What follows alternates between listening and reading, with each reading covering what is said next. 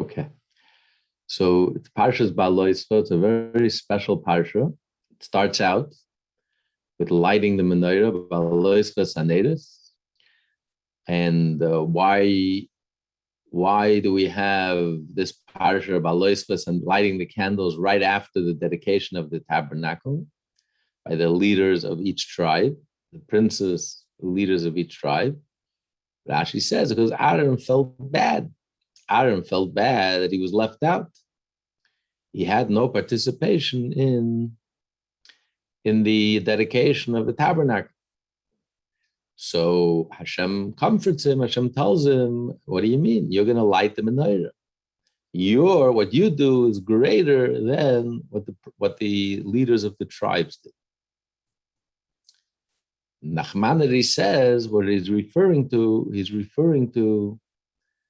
the candelabra, he's referring to the lights of Hanukkah, the miracle of Hanukkah, which came about through the priests. On Hanukkah literally means dedication. He's saying the dedication of the Chashmonoyim on Hanukkah is greater than the dedication of the tabernacle and really all future temples, tabernacles and temples. Why? Because the dedication of the tabernacle only lasts when the temple exists. Now the temple has been destroyed for 1950 years, over 1950 years. We have no candelabra. But the dedication of the Chashmonoyim on Hanukkah leaves us with the lighting of the menorah, which we light even when the temple is destroyed. As a matter of fact, if you compare the two, the lighting of the menorah and the lighting of the candelabra, which the lighting of the menorah commemorates, when do you light the candelabra in the temple? In the afternoon, in broad daylight. When do you light the menorah, the Hanukkah menorah? In the evening, when the sun sets.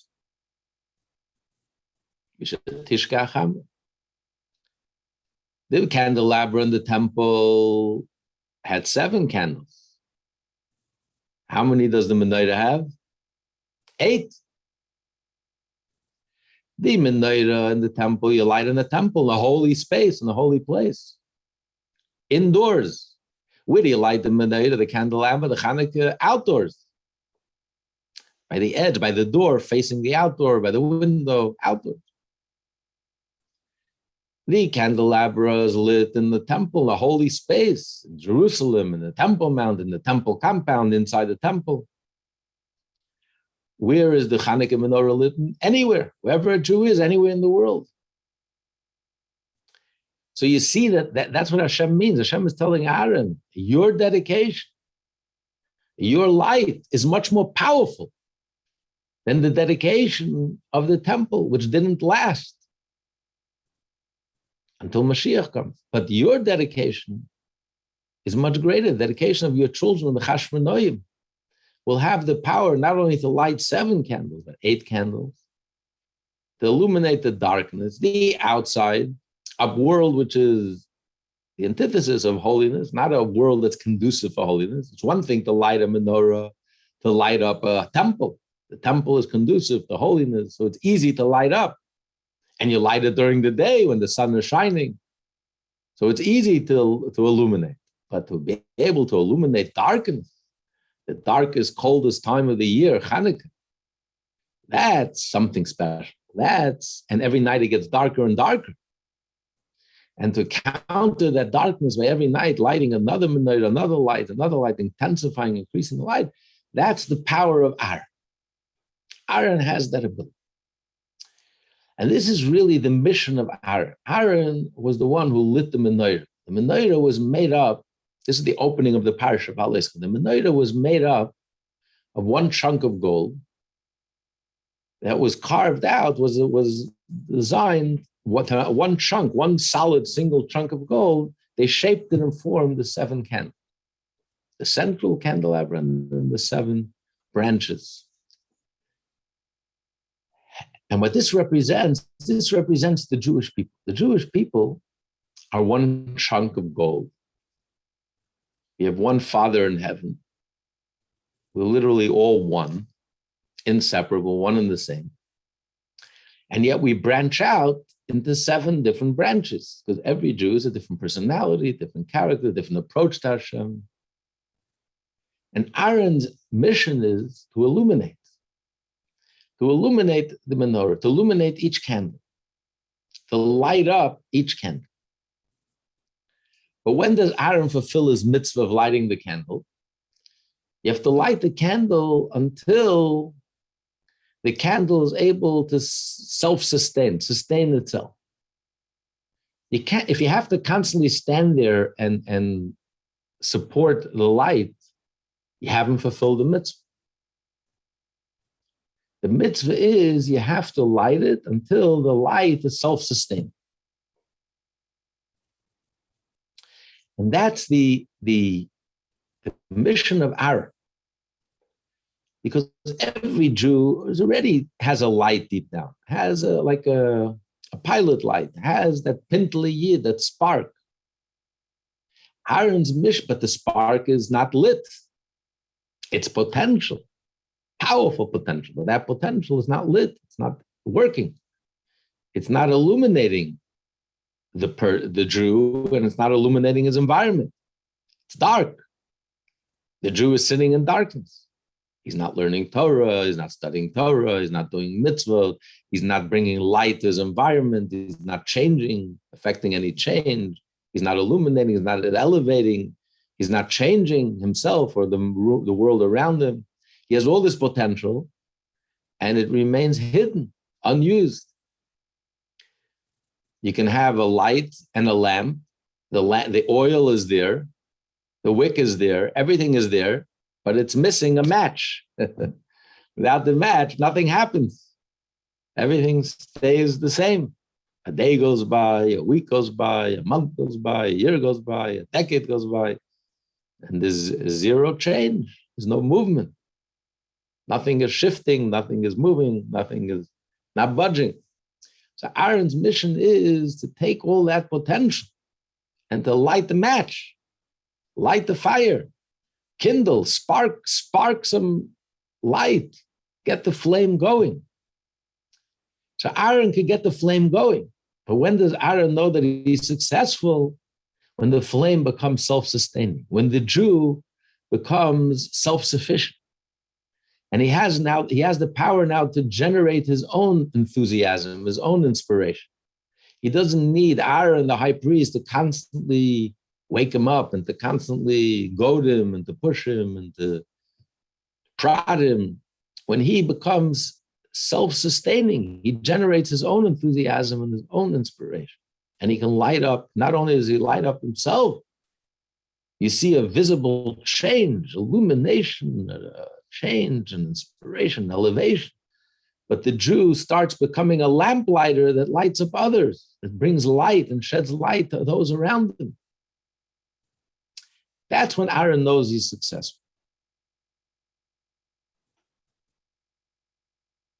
And that's Aaron's mission. Aaron's mission is to get the Jew to be self-sustaining. That's the difference in Aaron and Moshe.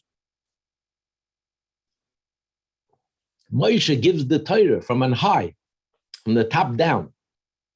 He tells it like it is. He tells the truth. This is the Torah. This is the reality. This is reality. This is truth.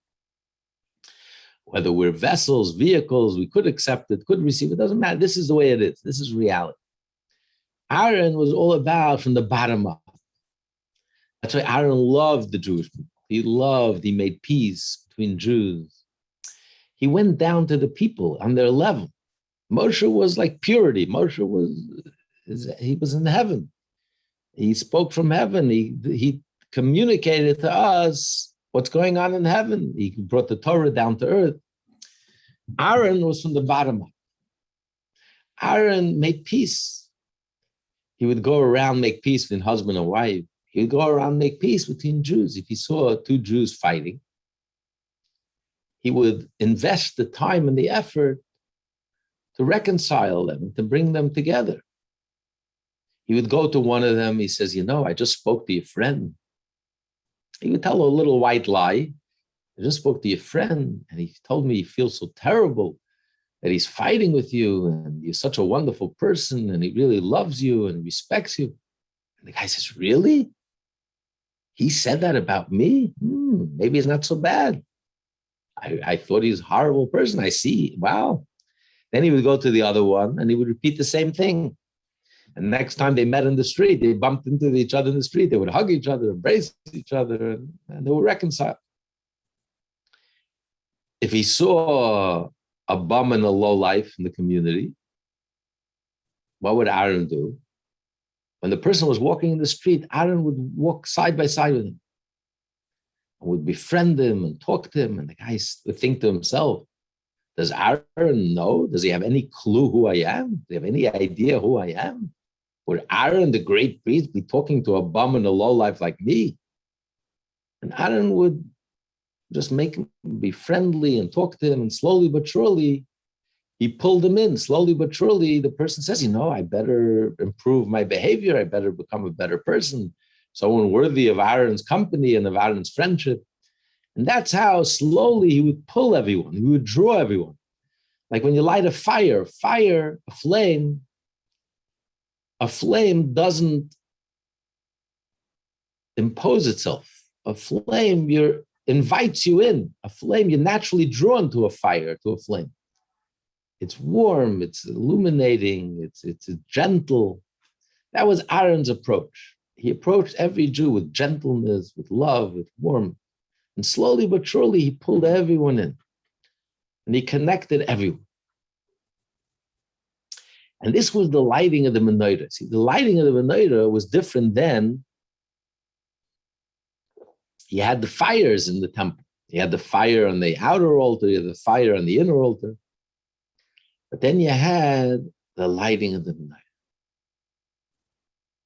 What's the difference in a fire and a flame, a candle?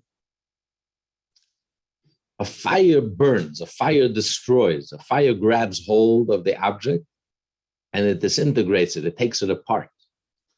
A fire is fighting the object and then it overcomes it and it destroys it. That's what a fire does. It destroys it and reduces it to ash. A flame, it's not a fire. A fire is not a flame.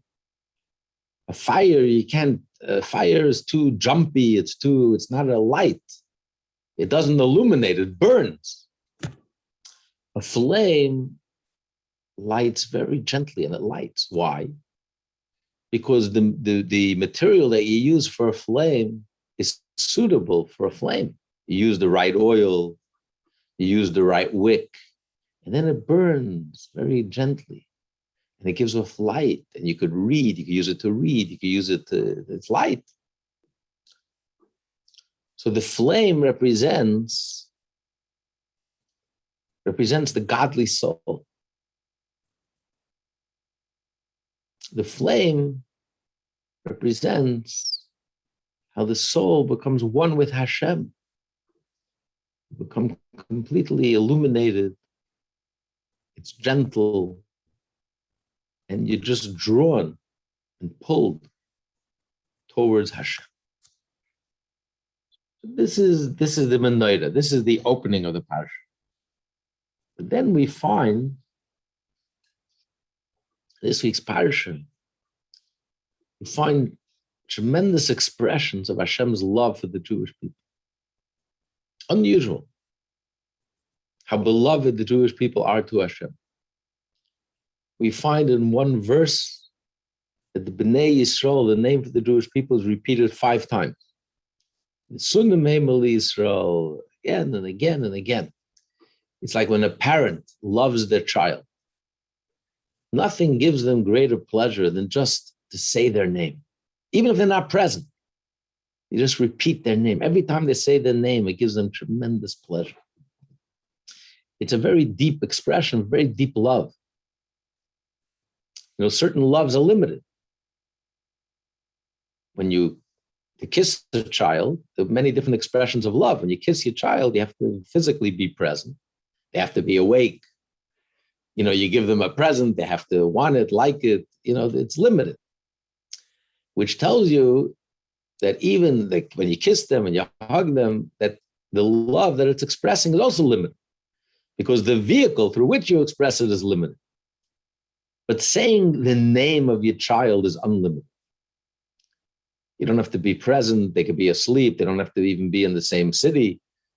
But every time you mention their name, it just, you kvel, it just gives you so much nachas, so much joy. So the expression of that love is a very deep love. It's not limited, and therefore it's expressed in an unlimited way. So when Hashem is naming the Jewish people, and he names it 5 times in the same verse, again and again and again and again, means Hashem is relishing, is getting so much love and so much pleasure from just mentioning the name of the Jewish people. That's how much he's in love with the Jews. And then it says in the Parsha that Hashem was rushing them. It says they camped out in front of Sinai for a year, almost a year, minus 10 days. 10 days before the first anniversary when they arrived at Sinai and camped out at Sinai, so 10 days before that, on the 20th day of Iyar, the cloud lifted up. It was a sign, it's time to move. Where were they moving to? Hashem was rushing them to take them to the promised land, Israel. And miraculously, Hashem, a trip that took, in today's Chumash, a trip that took 3 days, should take 3 days, miraculously, Hashem rushed them, the entire camp, 3 million men, women, and children, in 1 day. A trip of 3 days they went the express. They took the express, they got there in 1 day. So Hashem, out of his love for the Jewish people, miraculously, a 3-day journey turned into 1 day because Hashem was rushing them to get them into the promised land, to the Holy Land. So again, you see a tremendous expression of Hashem's love for the Jewish people. And then we find an unusual expression in this week's Parsha we don't find anywhere in the Torah. Moshe is trying to convince Yisro's father-in-law to join the Jewish people, to join them on their trip to Israel. And Yisro packed his bags, he was ready to go home to Midian. Moshe says, why are you abandoning us? Why are you leaving us? Come with us. And you'll be rewarded. Even though you're a convert and you don't really inherit the land of Israel, but we're going to give you a part of the land of Israel, which they did. His descendants, they gave Jericho, which was considered the fat of the land. The most juiciest dates comes from Jericho. So when he's trying to convince Yisro to join them, he says, unusual expression, he tells them, join the Jewish people. Hashem diber tov al Yehudim. Hashem speaks well about the Jewish people. Hashem loves when people compliment the Jewish people, compliment Jews. Hashem loves it. That was the reason why one of the judges, he became a judge because he defended the honor of the Jewish people, even though he himself was not so worthy, nothing special. But he spoke so highly of the Jewish people that Hashem loved it, that someone is speaking well about the Jewish people. Hashem doesn't like when someone criticizes the Jewish people. He loves Hashem diber tov al Yehudim. Hashem loves when people speak well about the Jewish people, his beloved people. Hashem loves us. As the Baal Shem Tov said, he loves every one of us.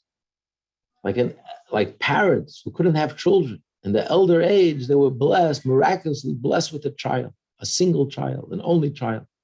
Could you imagine the love that these parents would have towards that one child, their only child? He says, multiply that infinite times. That's the love that Hashem loves every single child. And the Jewish people as a whole, especially. So Hashem loves when people speak well about the Jewish people and praise the Jewish people and compliment the Jewish people. And the truth is, every single Jew, when you compliment the Jew and you speak well about them, Hashem loves it and Hashem rewards you. In general, it says that, we are judged every day. So a person should be careful what they say, because when we speak negatively about someone else, then when we're being judged, then Just like we're being harsh to the other person, then in heaven, the heavenly court, they'll use our own words to be harsh against us. When we speak positively about another person, we find the good in the other person, then that becomes like our advocate. Then on high, they'll also see the good in us and speak positively about us and judge us favorably. So we have to be very careful not to be flippant and just speak negatively about another person. Always try to speak positive and be positive. And then Hashem will be positive with us. So we find this tremendous things in this week's Parsha. In the end of the Parsha, Torah tells us that Moshe was the most humble person that ever lived. Why was Moshe chosen to be the leader of the Jewish people? There's only one Moshe. There'll never be another Moshe. It's because of this unique quality of Moshe, the most humble person that ever lived. What does it mean he was the most humble person that lived? What does true humility mean? They tell true humility doesn't mean meekness, weakness, that a person lacks confidence, a person pretends that he's humble. Really, he knows that he's superior. But he says, I'll pretend that I'm humble. That's silliness. That's not humility. Real humility, Moshe knew who he was. Moshe knew that he's unique. There never was a Moshe, never will be another Moshe. Mount Sinai was only one time. There'll never be another Mount Sinai. Mashiach will implement the Torah of Moshe. So what do you mean Moshe is humble? How can Moshe be humble?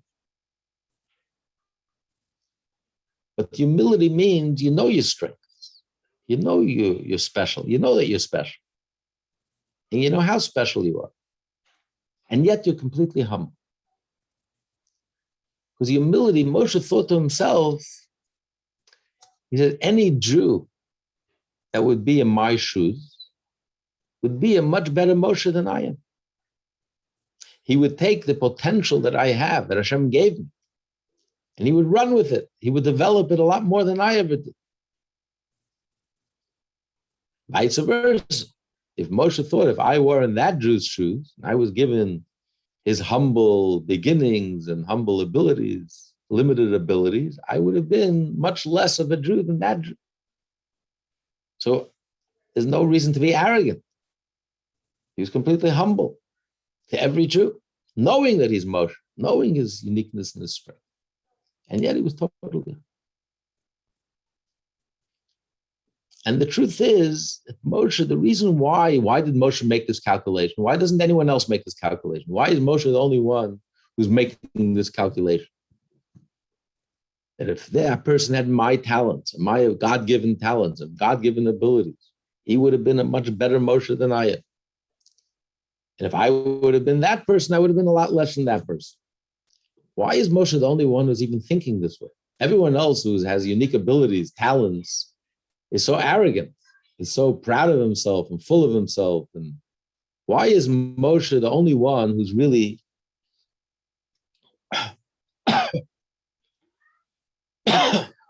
why is Moshe the one who's thinking this way? And the answer is because Moshe was essentially humble, even without calculation. Just feeling the presence of Hashem. When you feel the presence of Hashem, you feel completely egoless. Like when you're standing in the presence of greatness. Imagine standing right next to Einstein. Imagine standing right next to the Rebbe, or Lubavitcher Rebbe. You feel you're completely crushed. You're nothing. You feel completely egoless. I'm completely nobody. I'm nothing. The biggest professor in Columbia standing next to Einstein, you feel like a crushed bug. You feel like nothing, a nobody. Your whole brain, your whole mind is completely meaningless in comparison to a brain like Einstein.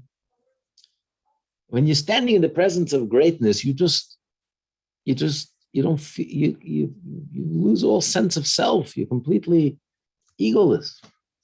Moshe felt Hashem's presence at all times. When you're standing in the presence of Hashem, Moshe doesn't even notice himself. All he notices and all he focuses on is Hashem. The infinite, the greatness of Hashem, the essence of Hashem. He doesn't even notice himself. And that's why Moshe's mind worked differently than the ordinary mind. Moshe's mind is using his mind and his brain. He's calculating and thinking to himself counterintuitively, like no one else thinks. Who else thinks? Most people are brilliant and talented. They're the first ones to tell you how brilliant they are and how talented they are. They're so arrogant. They're so full of themselves. They can't get enough of themselves. Moshe was the exact opposite. Because Moshe was essentially egoless and humble, that's why his mind worked differently. His mind thought, he was calculating to himself, if that person was in my shoes, he would have been a lot better Moshe than I. If I was in the other person's shoes, I would have been a lot less than him. He was completely humble, not meek, not let's pretend. I know that I'm better. I know that I'm superior. I know that I'm greater, but I'm going to pretend that I'm not. No, that's silly. That's child play. That's childish. That's foolish. But genuinely be humble for that other person. Really believe that that person is superior. How can Moshe feel that the simplest Jew is superior? Moshe was genuinely humble. Moshe was no pushover. When Korah started up with him, he put him where he belonged, 6 feet under. Anyway, there's a lot to discuss. We have to finish up here. I just have to go. By the way, a week from Sunday, we're going to have our annual trip to the Ohel. We haven't done it last year, or we weren't able to do it because of COVID. So it's been 2 years since we visited the Rebbe's Ohel. So everyone is invited. We're going to, you can go online, you can sign up. Sunday, I think June 6th. And we're going to leave here from the Chabad house 11 o'clock. And we should be back by 3. We'll have lunch there. You can sign up.